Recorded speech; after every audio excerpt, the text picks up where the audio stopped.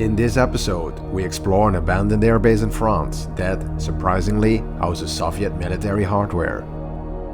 Yeah, pretty cool. Hi, I'm Bob, an urban explorer, and with friends I explore the most amazing abandoned places worldwide. I'm on my way to an abandoned airbase in France with Ilko and Ronald. After World War II, NATO established numerous military bases across Western Europe to counter the Soviet Union's influence and strengthen defense during the Cold War. These bases served as strategic hubs for American and Allied forces. In 1964, the base came under control of the French army after the departure of American and Canadian forces. However, it was soon abandoned and used only for military driving lessons. We now try to find our way inside. Yeah, that's also what I thought. Yeah. Stupid nettles. Great. Oh my god. No? We'll be really high here. Oy, oy, oy. We're gonna find an easier way. There probably is. Alright, yeah. Gonna find another way to get inside without all the hassle. Luckily, from here, we can easily walk into the airbase. 1 kilometer to go. Yep, it's 30 degrees. Yeah, great. Oh well, Yeah, we got some tan. hopefully it's worth it. Yeah. It's a new one. During the first 20 years under French control, not much activity took place at the airbase. However, this changed in the mid-1980s when the site was used for electronic warfare training, complete with a full set of Soviet military equipment installed for this purpose, allowing NATO forces to test and develop strategies to counter Soviet technology. We come across the first piece of Soviet equipment left on this base. Some kind of missile launcher. You can see there. Placement for the missiles. This is a Soviet-era mobile surface-to-air missile system developed in the 1960s, designed to protect ground forces from low to medium-level air attacks. In the distance, we also spot the long-abandoned air traffic control tower and several hangars. But first we check out some mobile radars nearby. Unfortunately, I was not able to identify them. This is Russian hardware. I think they use these objects to practice.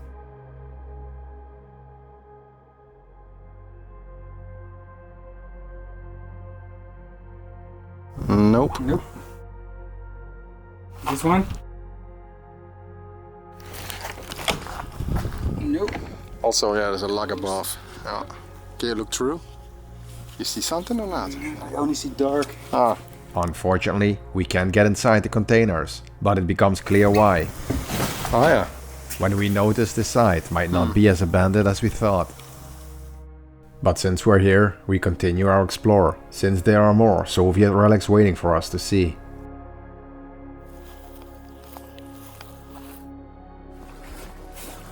Oh.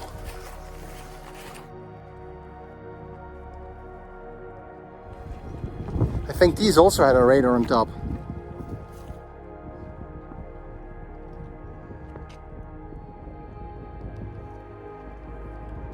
Yeah, we should. Oh, the bag is wide open.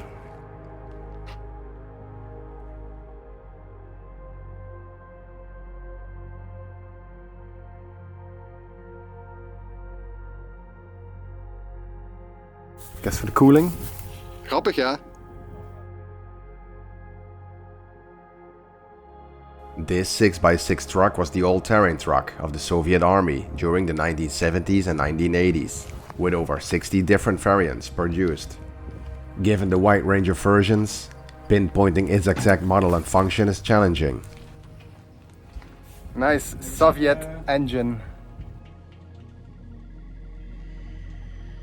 However, I believe this was a radio truck, designed to establish and maintain radio networks for military operations in the field. Yeah, this is all radio equipment you also see in warships. Oh yeah, that's nice. Where you're standing, you see the hole over there? I think there used to be a radar on top. The same which we just saw, a little bit smaller.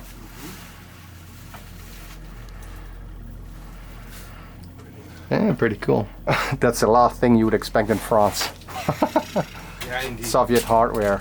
I think they practice with it and see if they could interrupt it. You see, because this is translated, they put stickers on it. Ah, yeah. Yeah, otherwise they like... Radio, yeah. Look at here, all these data and how to interpret the data. Oh, Like yeah. these Yeah, graphs, yeah, so signal. that output. The Russian text and the French text. I really think they practice with this, Yeah. but this is really outdated.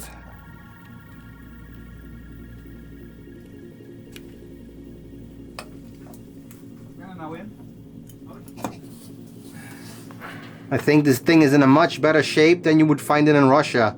We don't have to go to Russia anymore now.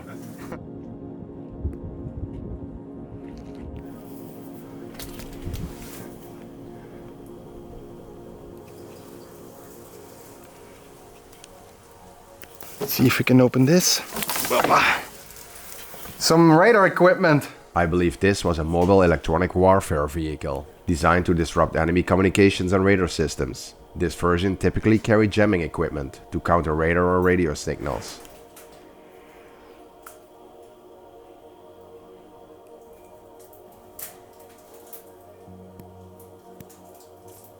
It's very light. I think it's some kind of portable radar which they could set up. These are the data cables. Quite some meters.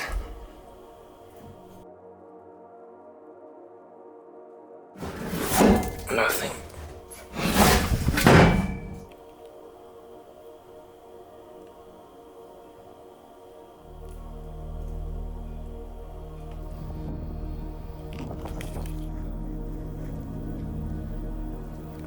Enjoy. I will.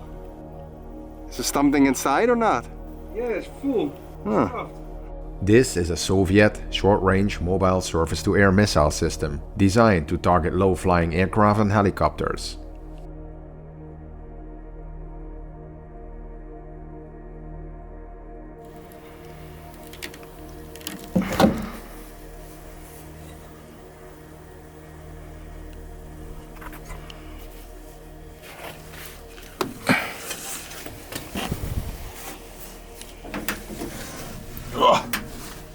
Tight in here.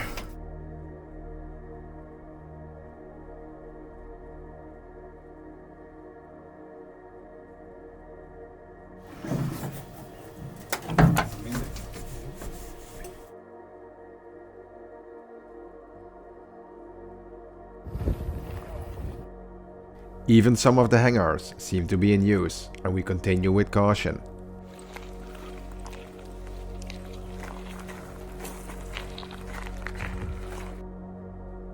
It's well kept here, yeah.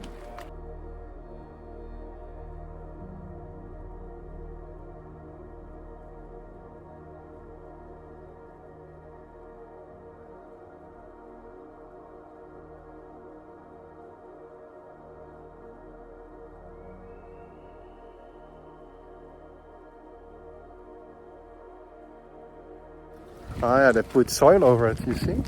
I don't know. Yeah. Yeah, but maybe from there, I don't know if it's separated. You can go into that hangar. Oh, yeah.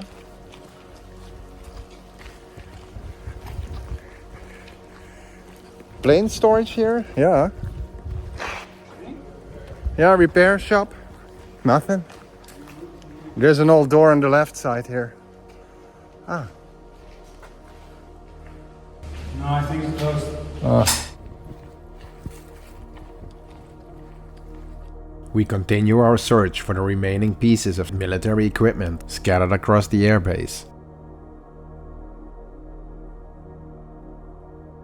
This was the first French APC and IFV. It was developed in the 1950s, based on the light tank AMX-13. These are totally beaten up.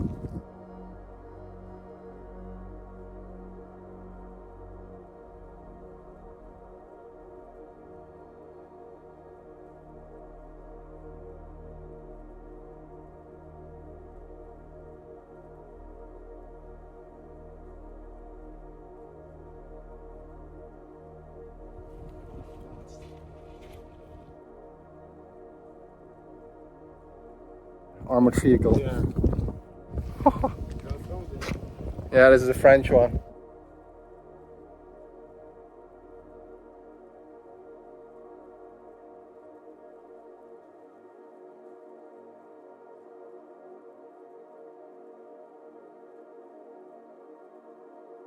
The T-62 is a Soviet main battle tank introduced in 1961. It was the first production tank armed with a smoothbore tank gun, marking a significant advancement. Remarkably, this tank remains in service with several countries even today. Sounds really cool. It's only cool when it's deactivated. Yeah, true. Ooh! Unfortunately, our visit is cut short, but luckily we've managed to see most of the base. Thanks for watching. Don't forget to leave a comment, give a thumbs up and subscribe to my channel for more epic adventures.